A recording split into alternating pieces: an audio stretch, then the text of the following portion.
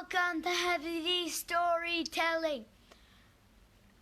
We are going to be reading a story, but first up we are going to be doing Bible verse with JJ, and then we're going to be reading the Bible with Daddy. This is heavy. And then we are going to be reading the Return of the King. I don't want to pick that up because I'm going to have to. So, I hope you guys enjoy. Make sure to hit the like button, subscribe, and hit the bell to never miss another video. And it's time for the verse of the day. Revelations 22:12 through 13. We haven't done quite that many yet. Okay, so his eyes are like a flame of fire, and his head, is that head?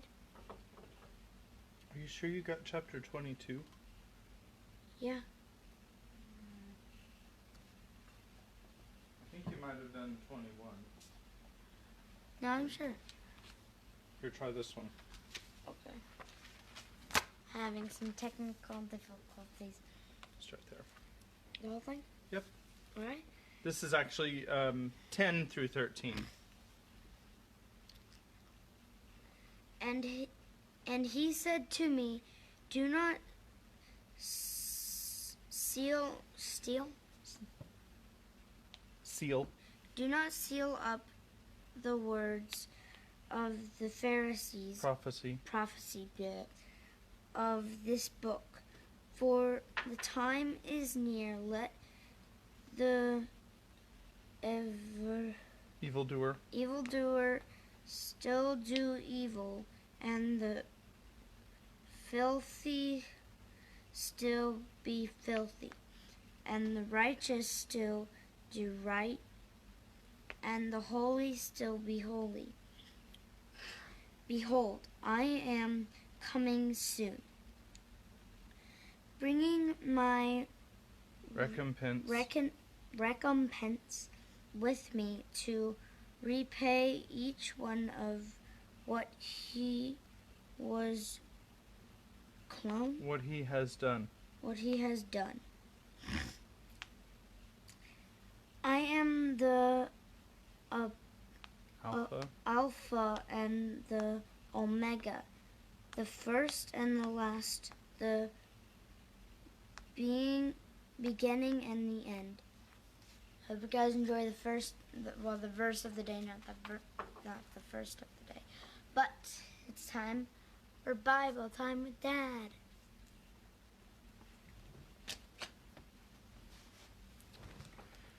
Howdy!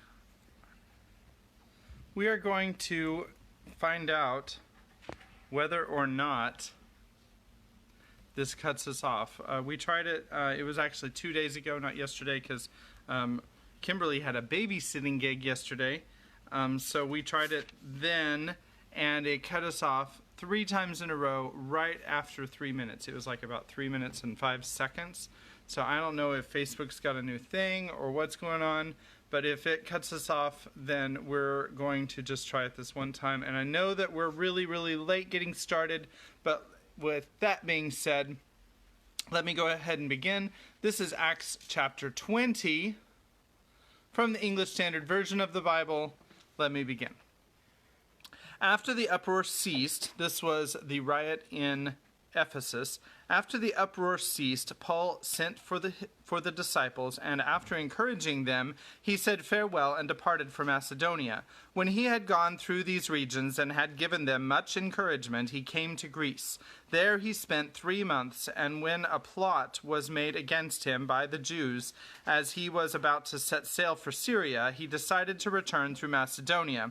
Sopater, the Berean, son of Pyrrhus, accompanied him, and of the Thessalonians Aristarchus and Secundus, and Gaius of Derbe, and Timothy, and the Asians Tychicus and Trophimus. These went on ahead and were waiting for us at Troas. Us. First person. Hi, Rebecca! But we sailed away from Philippi after the days of unleavened bread, and in 5 days we came to them at Troas, where we stayed for 7 days. On the first day of the week, when we were gathered together to break bread, Paul talked with them, intending to depart on the next day, and he prolonged his speech until midnight. There were many lamps in the upper room where we were gathered, and a young man named Eutychus, sitting at the window, sank into a deep sleep as Paul talked still longer. And being overcome by sleep, he fell down from the 3rd story and was taken up dead. But Paul went down and bent over him, and taking him in his arms, said, "Do not be alarmed, for his life is in him." And when Paul had gone up and had broken bread and eaten, he conversed with them a long while, until daybreak, and so departed. And they took the youth away alive, and were not a little comforted. But going ahead to the ship, we set sail for Assos, intending to take Paul aboard there, for so he had arranged, intending himself to go by land. And when he met us at Assos, we took him on board and went to Mytilene, and sailing from there we came the following day opposite Chios. The next day we touched at Samos, and the day after that we went to Miletus. For Paul had decided to sail past Ephesus so that he might not have to spend time in Asia, for he was hastening to be at Jerusalem, if possible, on the day of Pentecost.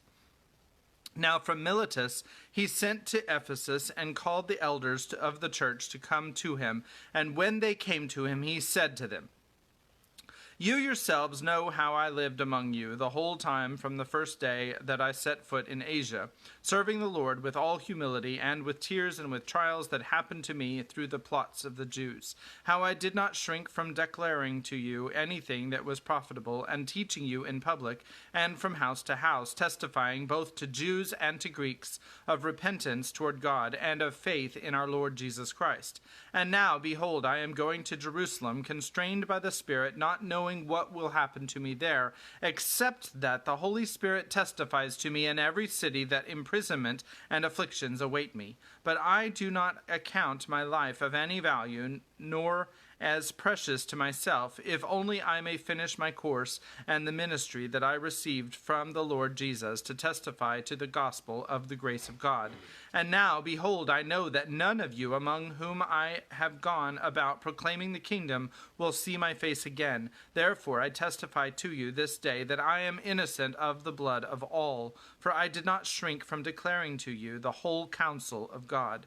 Pay careful attention to yourselves and to all the flock, in which the Holy Spirit has made you overseers, to care for the church of God, which he obtained with his own blood.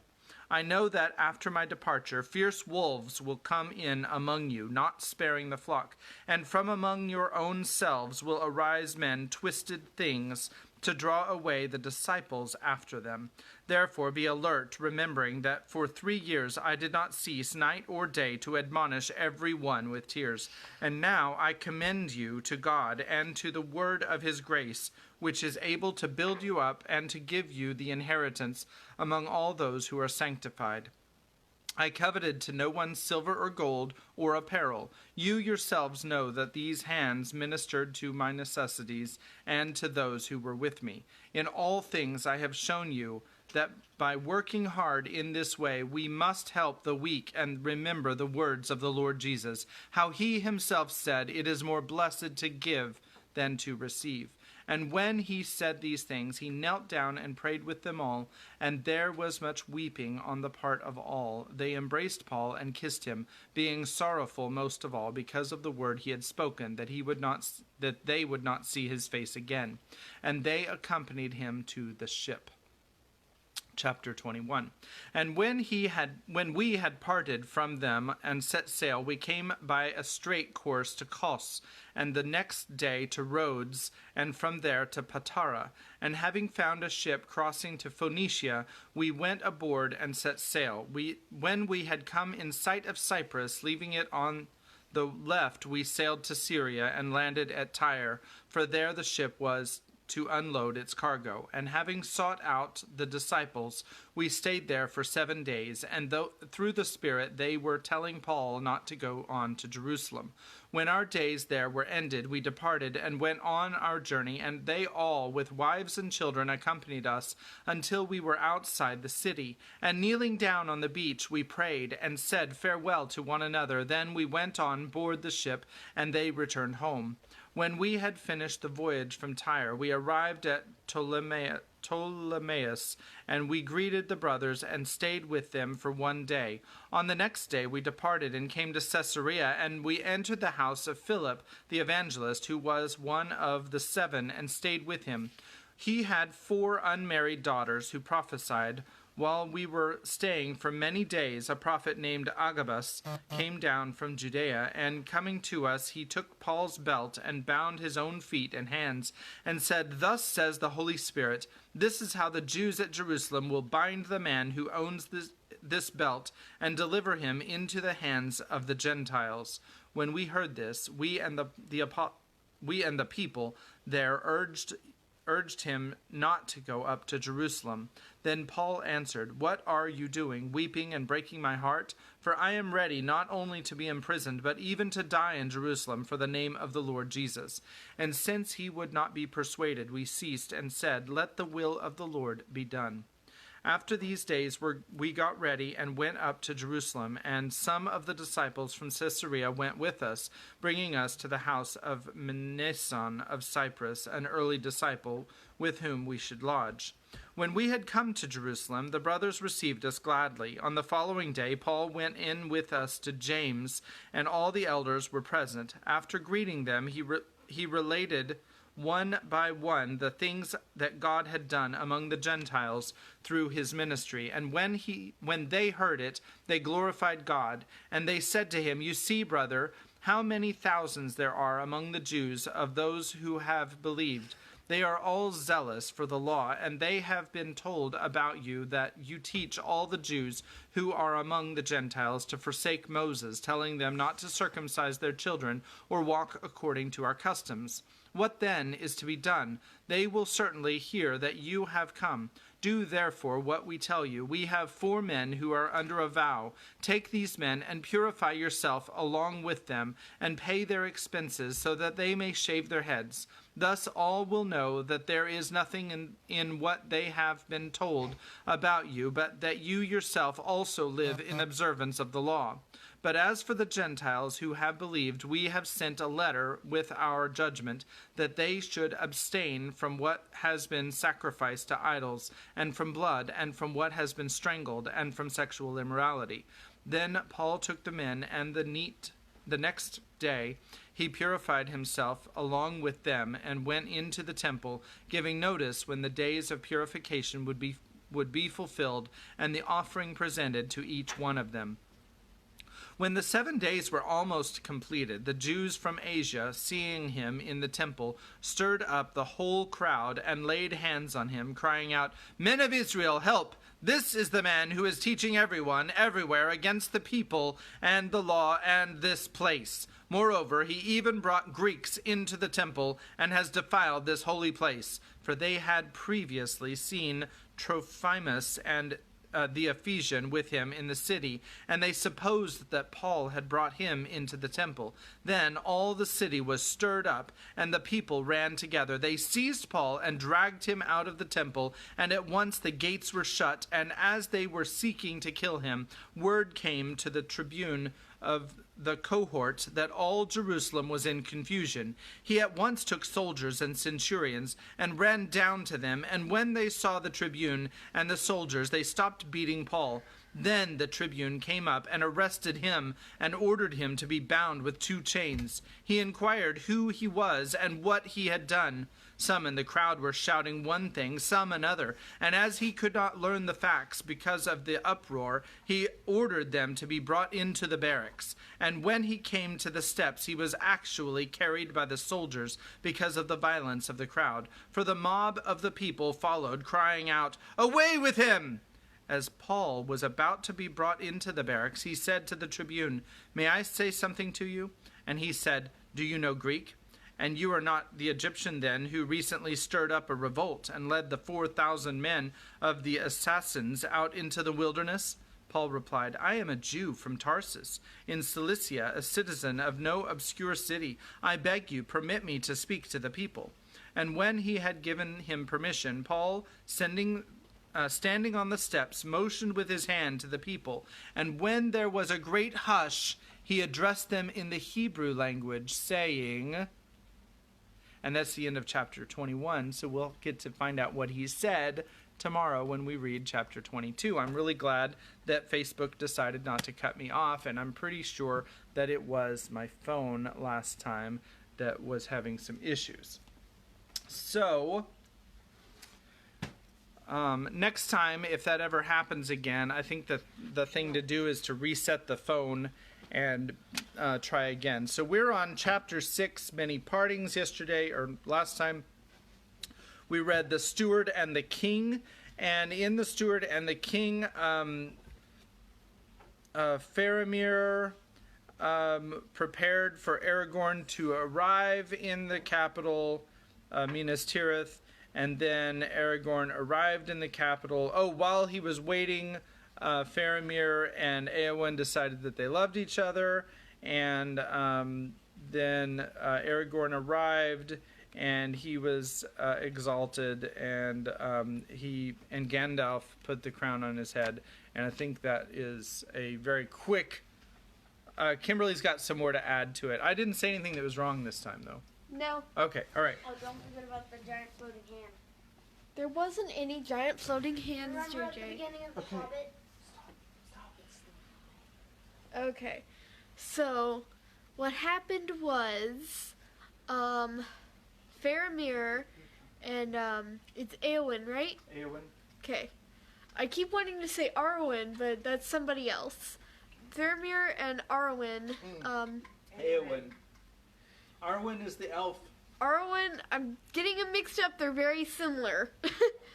Arwen and Eowyn. They're way too similar, like, Sauron and Saruman. Sorry, I'm rambling now. It's Arwen? Eowyn. I'm sorry. Okay, so, there was a whole love story where, they walked in the gardens together, and then Faramir had to start getting ready once he was better, because he was still kind of sick, or wounded. Yeah, he was still kind of hurt, so once he got better, he had a bunch of duties that he had to do, so he couldn't see her very often. And then she got really sad and depressed, and then the healer guy told Faramir that she was really sad, so Faramir went over and then he's like, I love you. And then she was like, it better not be out of pity. And then, yeah, they had a long talk. I can't remember most of it, sadly, but I remember it was really good. Watch the last video because it was really good. And then she decided that she wanted to be a healer. I'm gonna hand it off to Dad, who's going to read us a story. Yay. And then at the end of the chapter, Arwen came with the entourage of all the elves, with Elrond and Galadriel. They didn't say anything about Galadriel other than that she was present. They didn't say anything about Gimli, like being in love with her or anything like that. All they said was that she was there. And then Arwen was the last one that they mentioned, and then Arwen and Aragorn got married, and that always confused me when I read it the first time, because I didn't even catch the romance between Aragorn and Arwen until I watched the movie for the first time. So, all right, which they overdo it in the movie, by the way. All right, so this is chapter 6, Many Partings. I haven't looked to see how long this is, so let me just look real fast, because if it's super long, I know we did start kind of late. If it's even moderately long, we probably would need to cut it halfway. So it is 15 pages with a picture, at least one picture. All right, so we should be good. Chapter 6, Many Partings. When the days of rejoicing were over at last, the companions thought of returning to their own homes, and Frodo went to the king as he was sitting with the Queen Arwen by the fountain, and she sang a song of Valinor, while the tree grew and blossomed. They welcomed Frodo and rose to greet him, and Aragorn said, "I know what you have come to say, Frodo. You wish to return to your own home.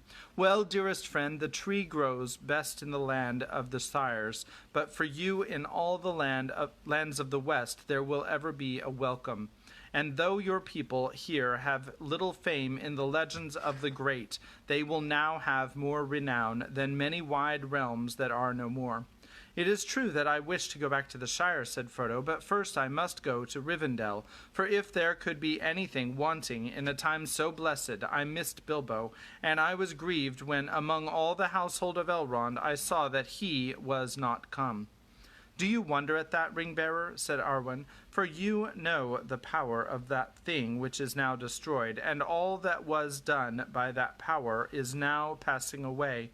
But your kinsman possessed this thing longer than you. He is ancient in years now, according to his kind, and he awaits you, for he will not again make any long journey save one." "Then I beg leave to depart soon," said Frodo. "In 7 days we will go," said Aragorn, "for we shall ride with you far on the road, even as far as the country of Rohan. In 3 days now Éomer will return hither to bear Theoden back to the rest of the Mark, and we shall ride with him to honor the fallen. But now, before you go, I will confirm the words that Faramir spoke to you, and you are made free forever of the realm of Gondor, and all your companions likewise. And if there were any gifts that I could give to match with your deeds, you should have them. But whatever you desire you shall take with you, and you shall ride in honor and arrayed as princes in the land." But the Queen Arwen said, "A gift I will give you, for I am the daughter of Elrond. I shall not go with him now when he departs to the havens, for mine is the choice of Luthien, and as she so have I chosen, both the sweet and the bitter. But in my stead you shall go, Ring-bearer, when the time comes, and if you then desire it, if your hurts grieve you still, and the memory of your burden is heavy, then you may pass into the west, until all your wounds and weariness are healed. But wear this now in memory of Elfstone and Even Star, with whom your life has been woven." And she took a white gem like a star that lay upon her breast, hanging upon a silver chain, and she set the chain about Frodo's neck. "When the memory of the fear and the darkness troubles you," she said, "this will bring you aid." In 3 days, the king had said, Éomer of Rohan came riding to the city, and with him came an Eored of the fairest knights of the Mark. He was welcomed, and when they all sat at the table in Merethrond, the great hall of feasts, he beheld the beauty of the ladies that he saw, and was filled with great wonder. And before he went to his rest, he sent for Gimli the dwarf, and he said to him, "Gimli, Glóin's son, have you your axe ready?" "Nay, lord," said Gimli, "but I can speedily fetch it if there be need." "You shall judge," said Éomer, "for there are certain rash words concerning the Lady of the Golden Wood that lie still between us, and now I have seen her with my own eyes." "Well, lord," said Gimli, "and what say you now?" "Alas," said Éomer, "I will not say that she is the fairest lady that lives." "Then I must go for my axe," said Gimli. "But first I will plead this excuse," said Éomer. "Had I seen her in another company, I would have said all that you could wish. But now I will put Queen Arwen, the Even Star, and I am ready to do battle on my own part with any who deny me. Shall I call for my sword?" Then Gimli bowed low. "Nay, you are excused for my part, lord," he said. "You have chosen the evening, but my love is given to the morning, and my heart forebodes that soon it will pass away forever." At last the day of departure came, and a great and fair company made ready to ride north from the city. Then the kings of Gondor and Rohan went to the Hallows, and they came to the tombs of Rath-Dinen, and they bore away King Theoden upon a golden bier, and passed through the city in silence. Then they laid the bier upon the great wain with riders of Rohan all about it, and his banner borne before. And Merry, being Theoden's esquire, rode upon the wain and kept the arms of the king. That's the armament, not his arms. For the other companions, steeds were furnished according to their stature, and Frodo and Samwise rode at Aragorn's side, and Gandalf rode upon Shadowfax, and Pippin rode with the knights of Gondor, and Legolas and Gimli as ever rode together upon a rod. In that riding went also Queen Arwen and Celeborn and Galadriel with their folk, and Elrond and his sons, and the princes of Dol Amroth and of Ithilien, and many captains and knights. Never had any king of the Mark such company upon the road as went with Theoden, Thingol's son, to the land of his home. Without haste and at peace they passed into Anorian, and they came to the grey wood under Amondine, and there they heard a sound as of drums beating in the hills, though no living thing could be seen. Then Arwen let the trumpets be blown, and heralds cried, "Behold, the King Elisar is come! The forest of Druadan he gives to Gon-Burigan, and to his folk, to their own forever. And hereafter let no man enter it without their leave." Then the drums rolled loudly and were silent. At length, after 15 days of journey, the wain of King Theoden passed through the green fields of Rohan, and came to Edoras, and there they all rested. The golden hall was arrayed with fair hangings, and it was filled with light, and there was held the highest feast that it had ever known since the days of its building. For after 3 days the men of the Mark prepared the funeral of Theoden, and he was laid in a house of stone, and with his arms and many other fair things that he had possessed. And over him was raised a great mound covered with green turves of grass and of white evermind. And now there were 8 mounds on the east side of the barrow field. Then the riders of the king's house upon white horses rode round about the barrow, and sang together a song of Theoden, Thingol's son, of the Gleowine, his minstrel maid. And he made no other song after. The slow voices of the riders stirred the hearts even of those who did not know the speech of the people. But the words of the song brought a light to the eyes of the folk of the Mark, as they heard again afar the thunder of the hoofs of the north, and the voice of Eorl, crying above the battle upon the field of Celebrant, and the tale of the kings rolled on, and the horn of Helm was loud in the mountains, until the darkness came, and King Theoden arose, and rode through the shadow to the fire, and died in splendor, even as the sun, returning beyond hope, gleamed upon Mindoluin in the morning.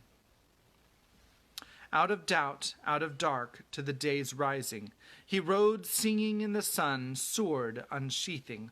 Hope he rekindled, and in hope ended, over death, over dread, over doom lifted, out of loss, out of life, unto long glory. But Merry stood at the foot of the green mound, and he wept, and when the song was ended, he arose and cried, Theoden King, farewell. As a father you were to me, for a little while, farewell. When the burial was over, and the weeping of women was stilled, and Theoden was left at last alone in his barrow, then folk gathered to the golden hall for the great feast, and put away sorrow. For Theoden had lived to full years, and ended in honor no less than the greatest of his sires. And when the time came that in the custom of the Mark they should drink to the memory of the kings, Eowyn, lady of Rohan, came forth, golden as the sun, and white as snow, and she bore a filled cup to Eomer.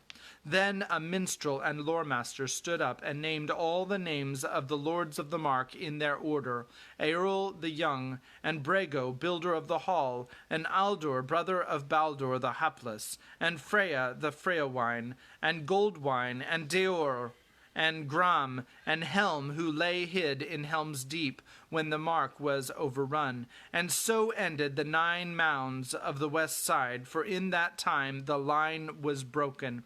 And after came the mounds of the east side: Freyaleif, Helm's sister son, and Leofa, and Valda, and Folka, and Folkvine, and Fingol, and Thingol, and Theoden the latest. And when Theoden was named, Eomer drained the cup. Then Eowyn bade those that served to fill the cups, and all there assembled rose and drank to the new king, crying, "Hail, Eomer, king of the mark!" And at last, when the feast drew to an end, Eomer arose and said, "Now this is the funeral feast of Theoden the king. But I will speak ere we go of tidings of joy, for he would not grudge that I should do so, since he was ever a father to Eowyn my sister. Hear then all my guests, fair folk of many realms, such as have never before been gathered in this hall. Faramir, steward of Gondor, and prince of Ithilien, asks that Eowyn, lady of Rohan, should be his wife, and she grants it full willing. Therefore they shall be throth-plighted before you all." I love that word, throth-plighted. Okay, Ben and Jessica are throth-plighted. Yes, Ben and Jessica may be throth-plighted before you all. And Faramir, I just want to, I want to look that word up. I've never seen it before, except for the other 3 times that I've read this book. I've never seen that word before. Tolkien probably made that word up, honestly. And Faramir and Eowyn stood forth and set hand in hand, and all there drank to them and were glad. "Thus," said Eomer, "is the friendship of the Mark and of Gondor bound with a new bond, and the more do I rejoice." Actually, it's probably an old Norse word or something that he buried or unburied out of some kind of ancient something, because he was a professor of medieval languages. So Is it troth-plighted? it is troth-plighted. They shall be troth-plighted. I love that. All right. "You are great," said Aragorn, "to give thus to Gondor the fairest thing in your realm." Then Eowyn looked in the eyes of Aragorn, and he said, did I say Aragorn? Eowyn looked in the eyes of Aragorn, and she said, "Wish me joy, my liege lord and healer." And he answered, "I have wished thee joy ever since first I saw thee. It heals my heart to see thee now in bliss." When the feast was over, those who were to go took leave of King Eomer, Aragorn and his knights, and the people of Lorien and of Rivendell made ready to ride. But Faramir and Imrahil remained in Edoras, and Arwen, even Star, remained also. And she said farewell to her brethren. Now saw her last meeting with Elrond, her father, for they went up into the hills, and there spoke long together, and bitter was their parting, that they should endure beyond the ends of the world. At the last, before the guests set out, Eomer and Eowyn came to Merry, and they said, "Farewell now, Meriadoc of the Shire, and Holdwine of the Mark. Ride to good fortune, and ride back soon to our welcome." And Eomer said, "Kings of old would have laden with you gifts that Ewain could not bear for your deeds upon the fields of Mundburg, and yet you will take naught, you say, but the arms that you were given. This I suffer, for indeed I have no gift that is worthy, but my sister begs you to receive this small thing as a memorial of Durnhelm and of the horns of the Mark at the coming of the morning." Then Eowyn gave to Merry an ancient horn, small but cunningly wrought, all of fair silver, with a baldric of green, and writs had engraven upon it swift horsemen riding in the line that wound about it from the tip to the mouth, and there were set runes of great virtue. "This is an heirloom of our house," said Eowyn. "It was made by the dwarves, and came from the hoard of Scatha the worm. Errol the young brought it from the north. He that blows it shall need. He that blows it at need shall set fear in the hearts of his enemies and joy in the hearts of friends. And they shall hear him and come to him. Then Merry took the horn, and for it could not be refused, and he kissed Eowyn's hand, and they embraced him, and they parted for that time. Now the guests were ready, and they drank the stirrup cup, and with great praise and friendship they departed, and came at length to Helm's Deep, and there they rested 2 days. Then Legolas repaid his promise to Gimli, and went with him to the glittering caves, and when they returned he was silent, and would say only that Gimli alone could find fit words to speak them. And never before has dwarf claimed a victory over an elf in a contest of words, said he. Now therefore let us go to Fangorn and set the score right. From Deeping Coombe they rode to Isengard, and saw how the Ents had busied themselves. All the stone circle had been thrown down and removed, and the land within was made into a garden filled with orchards and trees, and a stream ran through it. But in the midst of all there was a lake of clear water, and out of it the tower of Orthanc rose still, tall and impregnable, and its black rock was mirrored in the pool. For a while the travelers sat where once the old gates of Isengard had stood, and there were now 2 tall trees like sentinels at the beginning of a green bordered path that ran toward Orthanc, and they looked in wonder at the work that had been done, but no living thing could they see far or near. But presently they heard a voice calling, "Hum," and there came Treebeard striding down the path to greet them with quick beam at his side. "Welcome to Treegarth of Orthanc," he said. "I knew that you were coming, but I was at work up the valley. There is much still to be done, but you have not been idle either. Away in the south and the east I hear, and all that I hear is good, very good." Then Treebeard praised all their deeds, of which he had seemed to have full knowledge, and at last he stopped and looked long at Gandalf. "Well, come now," he said. "You have proved mightiest, and all your labors have gone well. Where now would you be going, and why do you come here?" And Gandalf said, "I'm going to Disney World." All right. Oh my gosh. Sorry. "To see how your work goes, my friend," said Gandalf, "and to thank you for your aid in all that has been achieved." Well, that is fair enough," said Treebeard, "for to be sure the Ents have played their part, and not only in dealing with that accursed tree-slayer that dwelt here, for there was a great inrush of those evil-eyed, black-handed, bow-legged, flint-hearted, claw-fingered, foul-bellied, bloodthirsty, mori-mati Well, since you are a hasty folk, and their full name is as long as years of torment, those vermin of orcs, and they came over the river and down from the north and all round the wood of Larolindorian, which they could not get into, thanks to the great ones who are here." He bowed to the Lord and Lady of Lorien. "And these same foul creatures were more than surprised to meet us out on the wold, for they had not heard of us before, though that might be said also of better folk, and not many will remember us, for not many escaped us alive, and the river had most of those. But it was well for you, for if they had not met us, then the king of the grassland would not have ridden far, and if he had, there would have been no home to return to." "We know it well," said Aragorn, "and never shall it be forgotten in Minas Tirith or in Edoras." Never is too long a word, even for me, said Treebeard.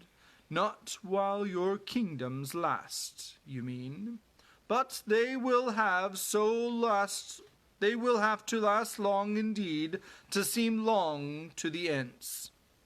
The new age begins, said Gandalf, and in this age it may well prove that the kingdoms of men shall outlast you, Fangorn, my friend.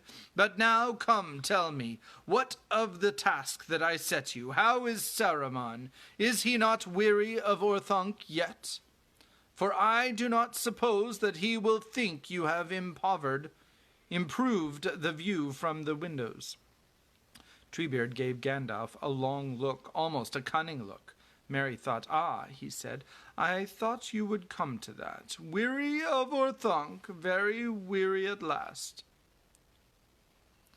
But not so weary of his tower that he was weary of my voice. I gave him some long tales, or at least what might be thought long tales, in your speech. Then why did he stay to listen? Did you go into Orthanc? Asked Gandalf. Oh, no, not into Orthanc, said Treebeard, but he came to his window and listened, because he could not get news in any other way, and though he hated the news, he was greedy to have it, and I saw that he heard it all. But I added a great many things to the news that it was good for him to think of. He grew very weary. He was always hasty. That was his ruin. I observe, my good Fangorn, said Gandalf, that with great care you say dwelt, was, grew. What about is? Is he dead? No, not dead, so far as I know, said Treebeard. But he is gone, yes, he is gone 7 days now. I let him go. There was little left of him when he crawled out, and as for that worm creature of his, he was like a pale shadow. Now do not tell me, Gandalf, that I promised to keep him safe, for I know it, but things have changed since then, and I kept him until he was safe from doing any more harm. You should know that above all I hate the caging of live things, and I will not keep even such creatures as these caged beyond great need. A snake without fangs may crawl where he will. You may be right, said Gandalf, but this snake had still one tooth, I think. He had the poison of his voice, and I guess that he persuaded you, even you, Treebeard, knowing the soft spot in your heart. Well, he is gone. There is no more to be said, but the Tower of Orthanc now goes back to the king, to whom it belongs, though maybe he will not need it. That will be seen later, said Aragorn, but I will give to the Ents all this valley to do with as they will, so long as they will keep watch upon Orthanc and see that none enter it without my leave. It is looked, said Treebeard. I made Saruman lock it and give me the keys. Quickbeam has them. Quickbeam bowed like a tree bending in the wind, and handed to Aragorn 2 great black keys of intricate shape, joined by a ring of steel.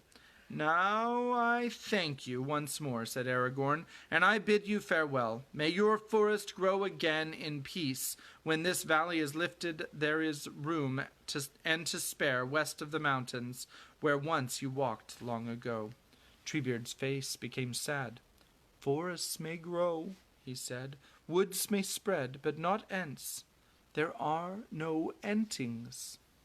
Yet maybe there is now more hope in your search, said Aragorn. Lands will lie open to you eastward that have long been closed. But Treebeard shook his head and said, "It is far to go, and there are too many men there in these days.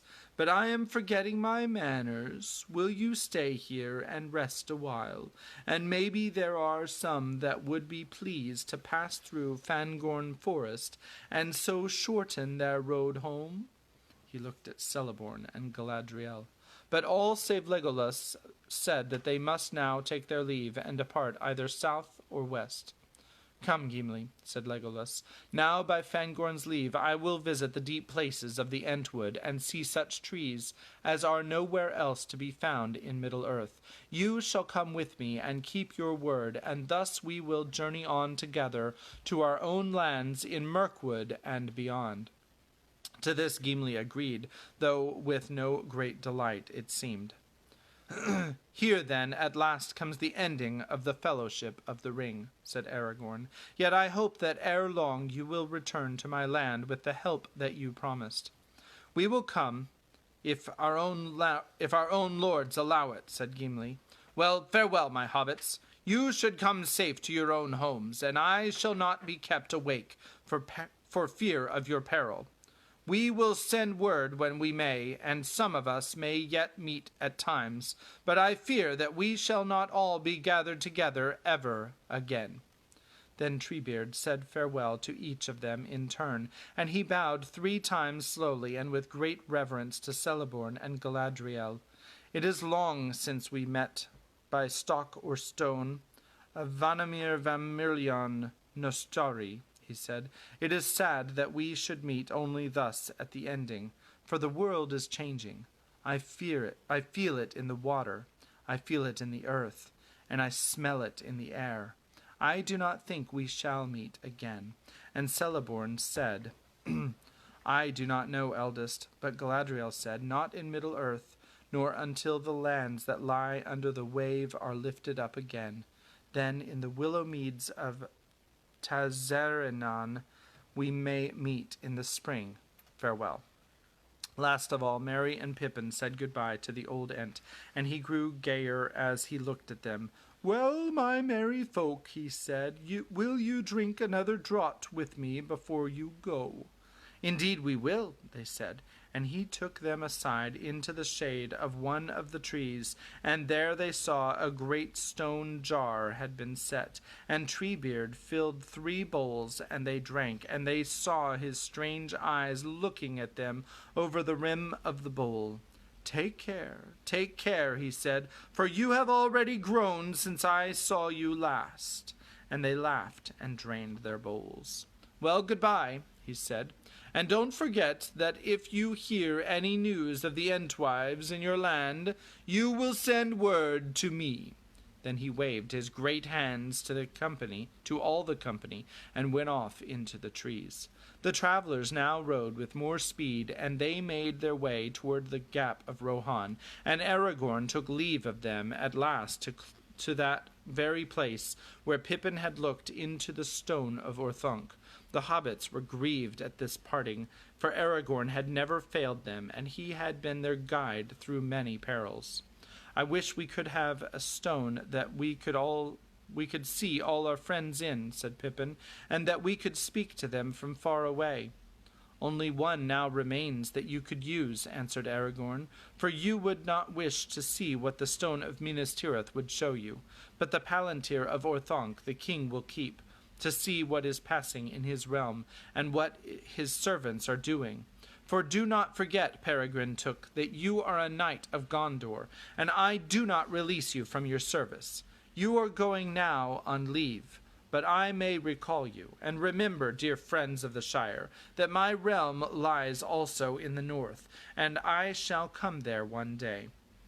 Then Aragorn took leave of Celeborn and Galadriel, and the lady said to him, "Elfstone, through darkness you have come to your hope, and have now all your desire. Use well the days." But Celeborn said, "Kinsman, farewell. May your doom be other than mine, and your treasure remain with you to the end." With that they parted, and it was then the time of sunset. And when after a while they turned and looked back, they saw the king of the west sitting upon his horse with his knights about him, and the falling sun shone upon them, and made all their harness to gleam like red gold, and the white mantle of Aragorn was turned to a flame. Then Aragorn took the green stone and held it up, and there came a green fire from his hand. Soon the dwindling company followed the Isen, turned west, and rode through the gap into the wastelands beyond, and then they turned northward and passed over the borders of Dunland. The Dunlandings fled and hid themselves, for they were afraid of elvish folk, though few indeed ever came to that country. But the travelers did not heed them, for they were still a great company, and were well provided with all that they needed, and they went on their way at their leisure, setting up their tents when they would. On the 6th day since their parting from the king, they journeyed through a wood, climbing down from the hills at the feet of the misty mountains that now marched on their right hand. As they came out again into the open country at sundown, they overtook an old man leaning on a staff, and he was clothed in rags of grey or dirty white, and at his heels went another beggar, slouching and whining. "Well, Saruman," said Gandalf, "where are you going?"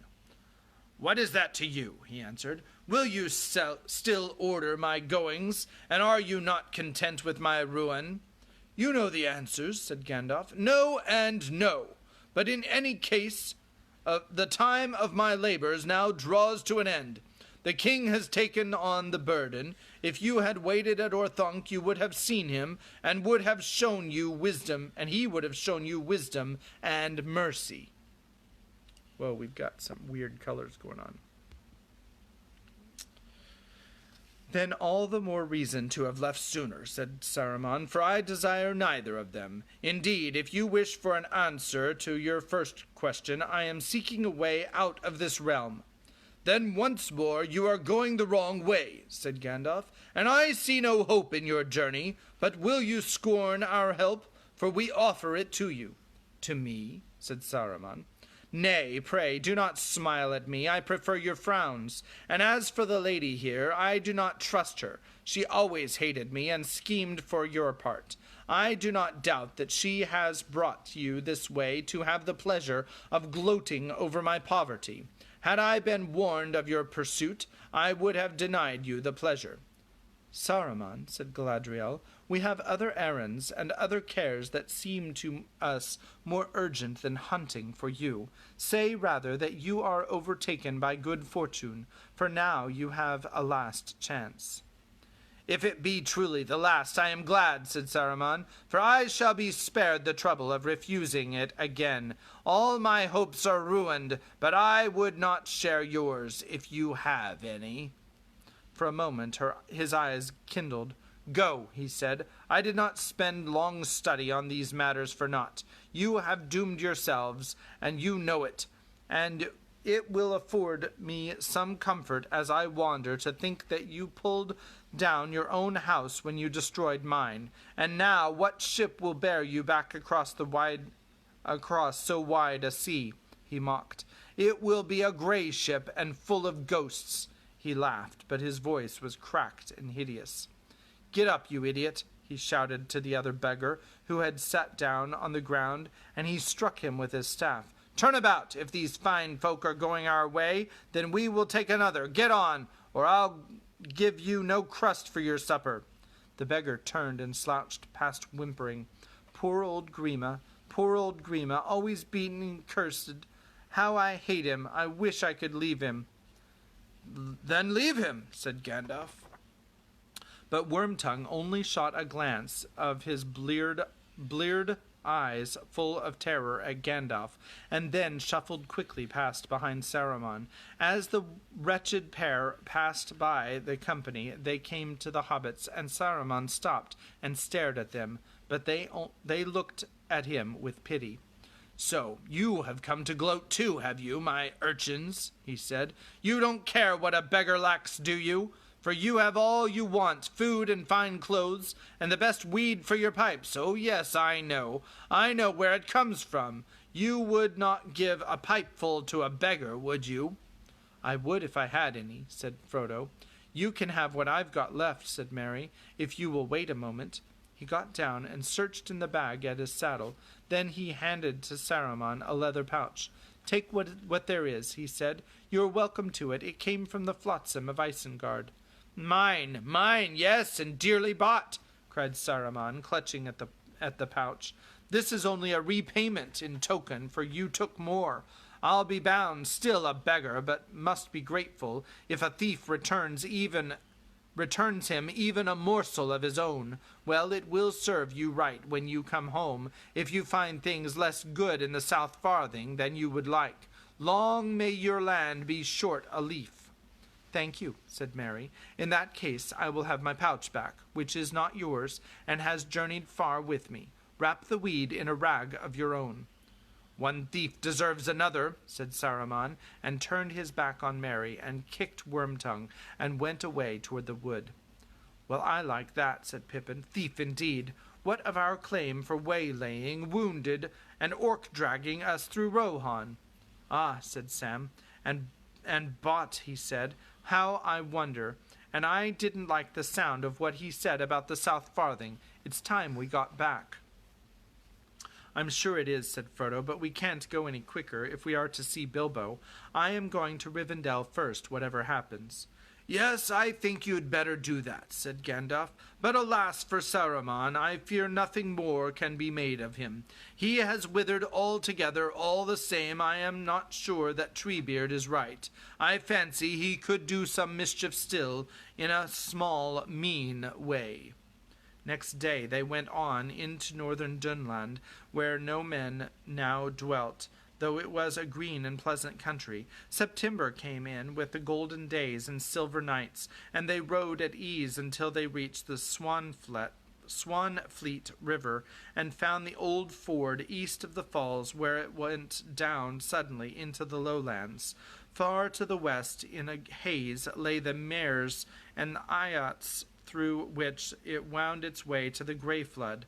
There countless swans housed in a land of reeds. So they passed into Eregion, and at last a fair morning dawned, shimmering above gleaming mists, and looking from their camp on a low hill, the travelers saw away in the east the sun catching three peaks that thrust up into the sky through floating gates, Caradros, Celebdil, and Fanuadhol. They were near to the gates of Moria. Here now for 7 days they tarried, for the time was at hand for another parting, which they were loth to make. Soon Celeborn and Galadriel and their folk would turn eastward, and so pass by the Redhorn Gate, and down the Dimril Stair to the Silverlode, and to their own country. They had journeyed thus far by the west ways, for they had much to speak of with Elrond and with Gandalf, and here they lingered still in converse with their friends. Often, long after the hobbits were wrapped in sleep, they would sit together under the stars, recalling the ages that were gone, and all their joys and labors in the world, or holding counsel concerning the days to come. If any wanderer had chanced to pass, little would he have seen or heard, and it would have seemed to him only that he saw grey figures carved in stone, memorials of forgotten things now lost in unpeopled lands, for they did not move or speak with mouth, looking from mind to mind, and only their shining eyes stirred and kindled as their thoughts went to and fro. But at length all was said, and they parted again for a while, until it was time for the 3 rings to pass away. Quickly fading into the stones and the shadows, the grey-cloaked people of Lorien rode toward the mountains, and those who were going to Rivendell sat on the hill and watched until there came out of the gathering mist a flash, and then they saw no more. Frodo knew that Galadriel had held aloft her ring in token of farewell. She turned away and sighed. "I wish I was going back to Lorien." At last, or Sam turned away and sighed, "I wished I was going back to Lorien." At last, one evening, they came over the high moors suddenly, as to travellers, it always seemed, to the brink of the deep valley of Rivendell, and saw far below the lamps shining in Elrond's house. And they went down and crossed the bridge and came to the doors, and all the house was filled with light and song for joy at Elrond's homecoming. First of all, before they had eaten or washed or even shed their cloaks, the hobbits went in search of Bilbo. They found him all alone in his little room. It was littered with papers and pens and pencils, but Bilbo was sitting in a chair before a small, bright fire. He looked very old, but peaceful and sleepy. He opened his eyes and looked up as they came in. "Hello, hello," he said. "So you've come back, and tomorrow's my birthday, too. How clever of you. Do you know I shall be 129, and in 1 year more, if I am spared, I shall equal the old Took. I should like to beat him, but we shall see." After the celebration of Bilbo's birthday, the 4 hobbits stayed in Rivendell for some days, and they sat much with their old friend, who spent most of his time now in his room except at meals. For these he was still very punctual as a rule, and he seldom failed to wake up in time for them. Sitting round the fire, they told him in turn all that they could remember of their journeys and adventures. At first he pretended to take some notes, but he often fell asleep, and when he woke he would say, "How splendid, how wonderful, but where were we?" Then they went on with the story from the point where he had begun to nod. The only part that seemed really to rouse him and to hold his attention was the account of the crowning and marriage of Aragorn. "I was invited to the wedding, of course," he said, "and I have waited for it long enough, but somehow, when it came to it, I found I had so much to do here, and packing is such a bother." And here is a picture of old Bilbo in Rivendell.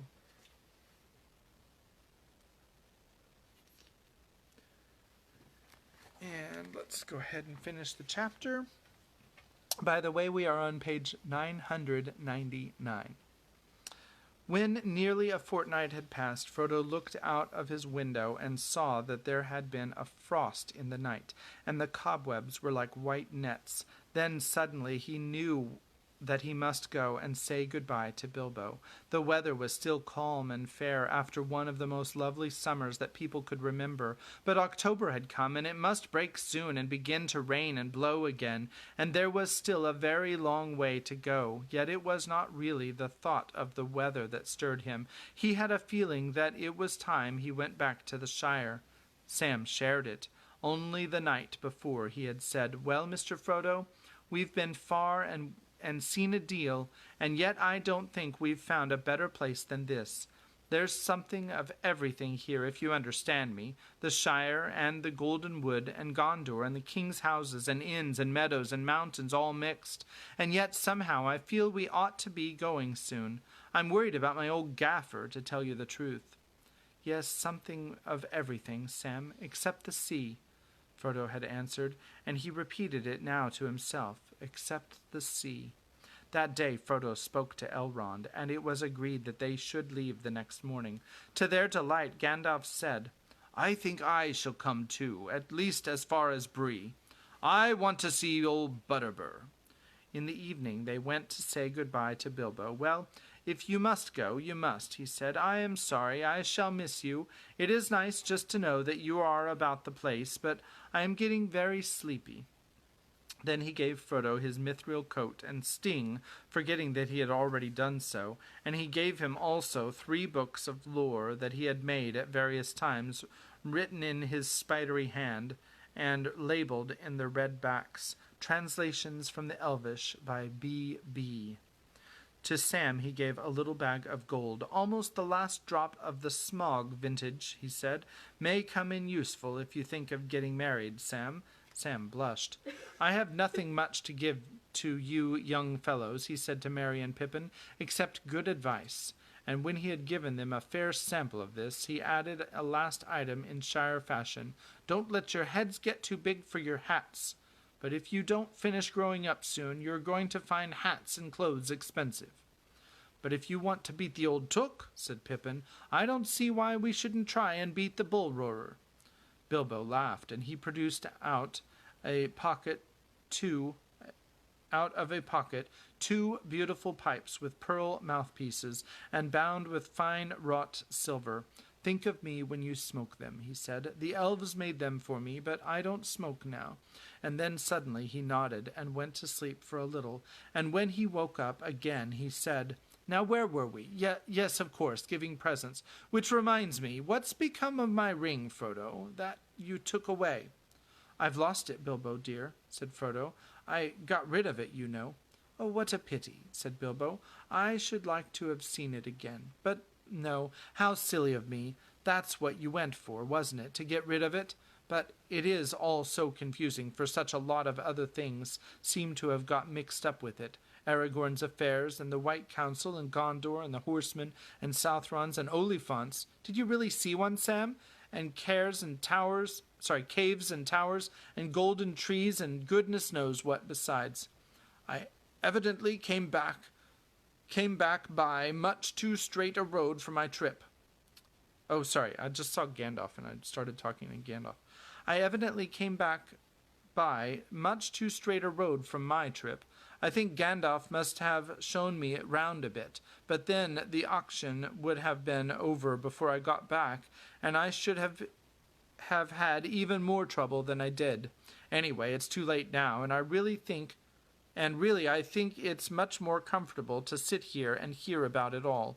The fire's very cozy here, and the food's very good, and there are elves when you want them. What more could one want?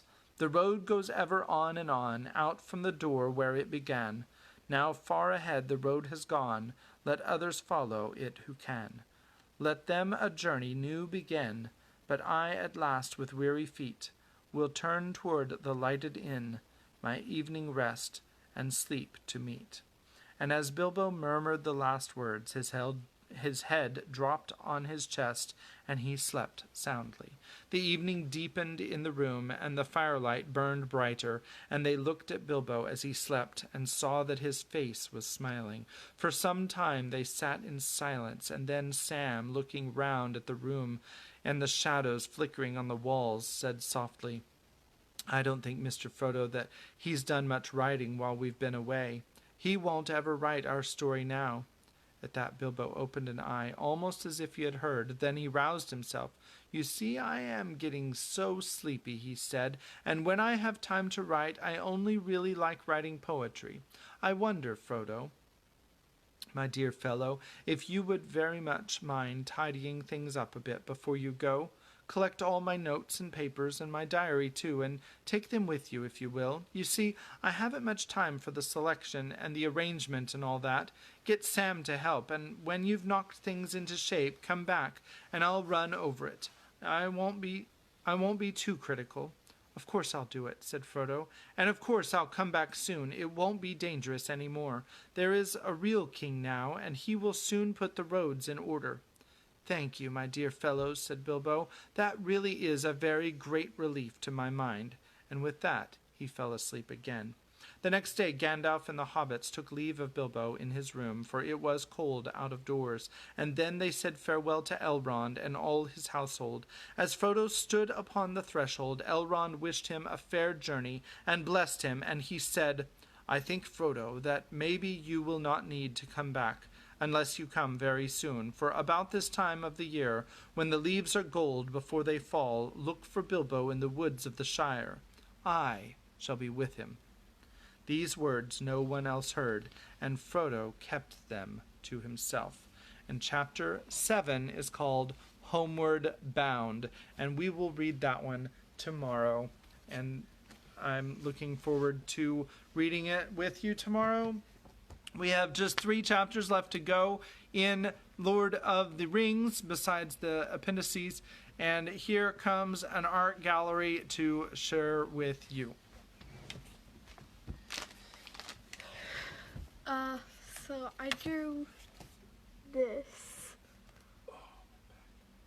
I hope you guys like it. I also did my nails tonight. We're gonna have to read this again for the boys. I hope you guys have a good night, and God bless.